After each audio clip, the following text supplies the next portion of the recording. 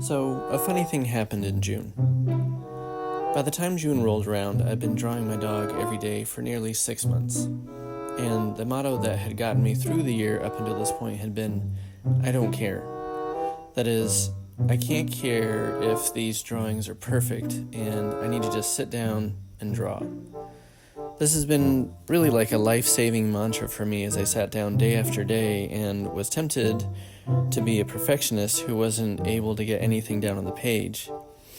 But in June, this all shifted. I went from I don't care and I have a healthy relationship with perfectionism and failure to caring immensely about everything. And in this video, I'm going to talk about why this happened and, more importantly, how I've navigated caring a lot about my goals. If you've been watching my videos, this is kind of a part 2-ish of my thoughts on dealing with fears that come with working on something that you want to be good at that you're not good at. If you're new here, I'm drawing my dog every day this year as my strategy to begin learning the skills to, one day, hopefully, be a professional illustrator, starting from zero. Welcome. Okay. So, at the beginning of June, a key thing that happened that really instigated all of the changes that I was talking about was that I started this YouTube channel.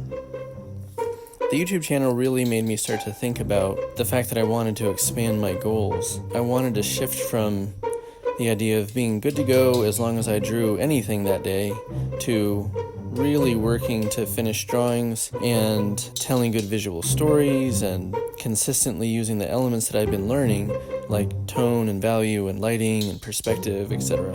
And so I shifted from using the tool of not caring as a means of getting through this year to, like I said, kind of caring about everything and caring immensely about my goals, and it freaked me out. There was actually a real moment of anxiety where I remember like a tangible anxiety just thinking about my drawing table. And I think this makes sense because the only strategy that I knew at that point was not caring. But eventually, growing requires that you increase your expectations, you up your expectations, and that means caring about the results. And like I said, it freaked me the junk out. After all, this I don't care strategy had served me really well, actually, as someone with a full-time job and a busy family life. The only time I have to draw on a normal day might only be 5 minutes a day, and no matter how much time I end up with, it's either going to be in the wee hours of the night, or very likely to be in the wee hours of the night, or the early hours of the morning that I have a shot at drawing at all. So, for me at least, it could be pretty debilitating to care a lot about how good my drawings are when some days I'm only working at it for like 5 minutes a day. What was helpful for me as I was kind of panicking about all of this was that I started thinking through what I'd been learning over the past many months. And as I thought about it, I realized that at that point I've been doing this just over 5 months. So around 150 days of every day trying to learn something about illustration. And I had really learned some skills. I have some real sense of how to start with something that is very rough and get that thing closer to what I really want it to look like. And I for sure have a really long way to go, in my opinion, still. But on a relative scale, going from really not knowing how to make something look the way I want it to look at all to being able to do that to some degree at all, I think is a big deal.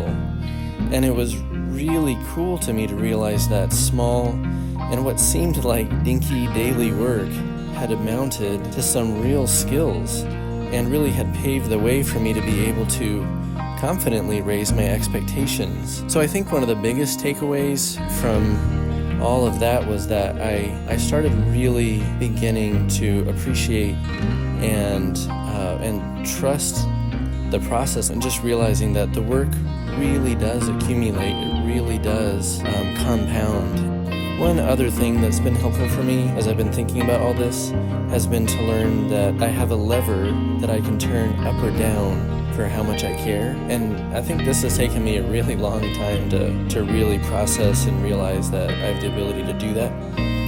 in the beginning, I essentially had to turn it all the way down, and it could be really just up enough just to keep drawing every day. But now I have momentum. Now I can turn it up a tick or multiple ticks. And now, because I've let myself not care about my work in a healthy way and get momentum, now I have a history of working through different types of problems. And actually, someone made a comment. Their YouTube name is Itchany, and they commented that I should keep my sketchbook as a reminder of all the times that I pushed through fear of failure. And I love that. That's incredibly cool. And I think that, it's so easy to take a sketchbook and think of it kind of like a bunch of mistakes, but you could take the same sketchbook and really just think of it as this picture of, just like Itchany said, all the things that you push through and all the things that you're proud of and all the ways that you've grown. So that's an incredible perspective. So I really, really appreciate that. So thank you so much, Itchany. All right, that's it for today. I would love to hear how you all have dealt with pushing yourself to do hard things, or any thoughts that you have on any of this, really.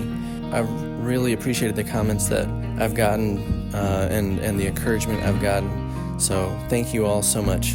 If anyone's interested in seeing where I was at in my progress early in the year, you can click on one of the videos on the screen. And if you're interested in just checking out some of my other content, feel free to explore the channel. Thanks.